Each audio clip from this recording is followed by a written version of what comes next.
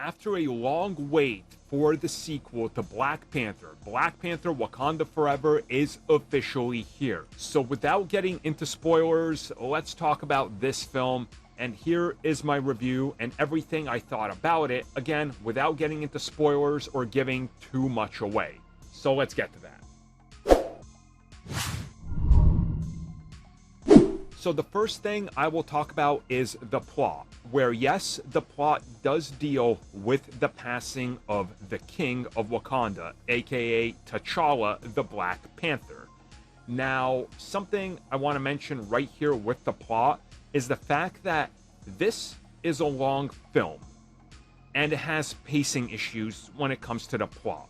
And the first thing you're going to notice, I think, is how they handle the funeral and how they get to the rest of the film. Again, I don't want to spoil it, but you'll see what I'm talking about here, and how there is some serious pacing issues that feel very jarring. And at a runtime of over 2.5 hours, you would think that elements of this film would take more time with the plot instead of rushing certain elements and then hanging too much on specific elements that slow the entire thing down.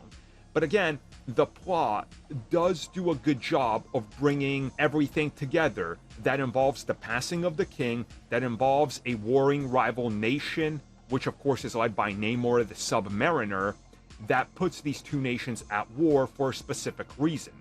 In the middle of this, you of course have multiple new characters.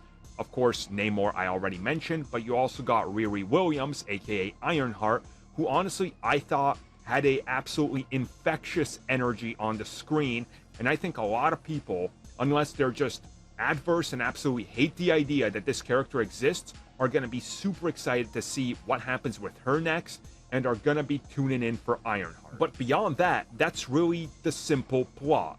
The passing of a king, somebody having to take on the mantle and protect Wakanda, and this warring nation coming in.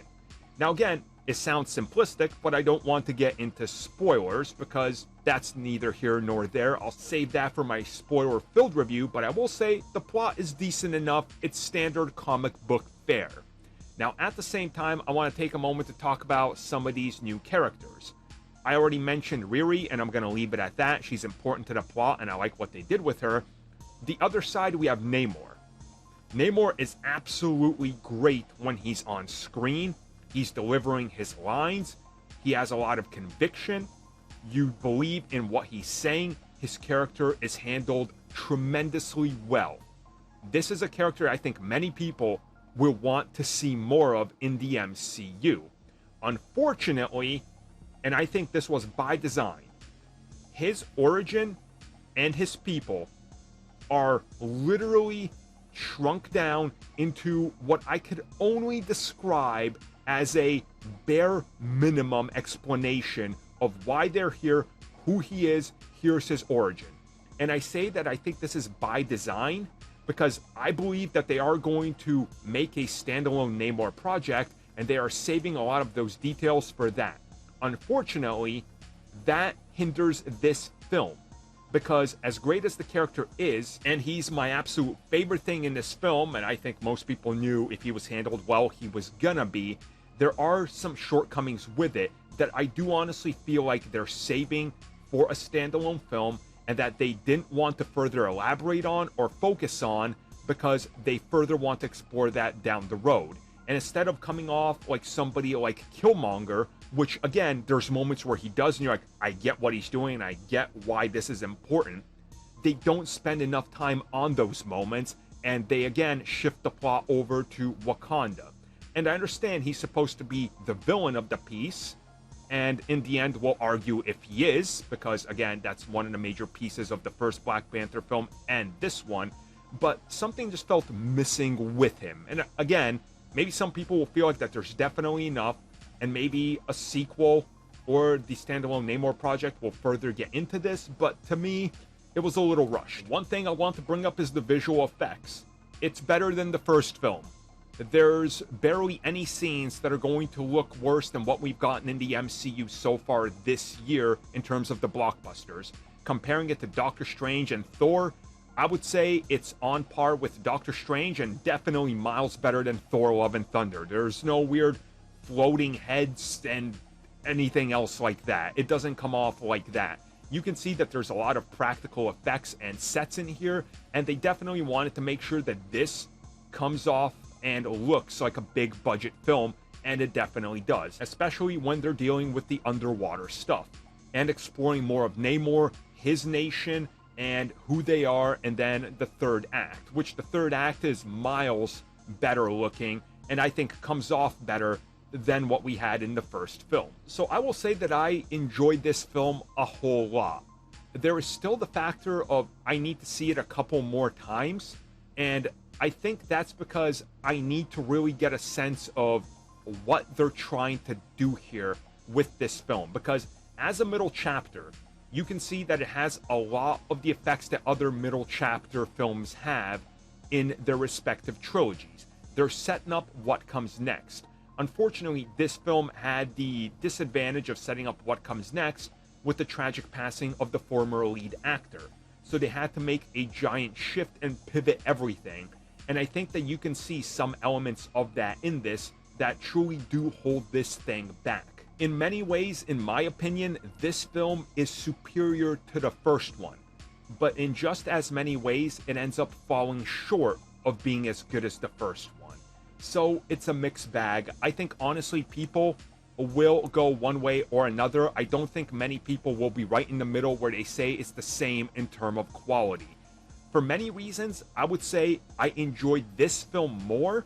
But again, I want you guys to know that this is quite clearly my bias for Namor the Submariner. So don't take my word for it, because I am admitting that I am in fact more biased for this film because of Namor finally making it on film, being represented with respect, and they're not making him the butt of jokes or anything like that. And they use the source material and they use real world things and mix them tremendously well, while also leaving many of the things associated with Namor still an open book. At the same time, you guys will probably notice I haven't talked a lot about Shuri, and honestly, I didn't really love her performance in this. I don't know what it was. I think it's honestly the fact that this character had to get rapid growth, and we see in this film that instead of being how she was in the other entries, where she's a little bit more comedic and witty and has some lines, in this, they had to make the character grow up quick, and she has to take responsibility. And again, that's because of the circumstances surrounding it. And it just feels a little out of left field. Again, this is my own personal take on it. I understand why they did it, and it's necessity from circumstances, because this also happens with M'Baku, because he has tremendous growth that has happened due to the passing of T'Challa as well, and he comes off more humble and caring than before. But again, I think I need another rewatch in regards to this just to see, and I need to do honestly a bigger Marvel rewatch, because I haven't done one since before Infinity War, to kind of get everything to click together. I will say, I like this film way more than Thor: Love and Thunder, but this year, to me, still Doctor Strange 2 is my favorite Marvel film. So I will leave it at that. I will talk more about this in depth in my spoiler-filled review. It's definitely not a bad film. I think some people will not like it as much as they like the first one. I think some people will like it more, but it really depends on what you're watching. Again, I'm struggling to avoid spoilers, and it's really hard. Once I get into some spoiler territory, I can talk about why I feel about some of the things the way I do. But again, I'll save that for that video.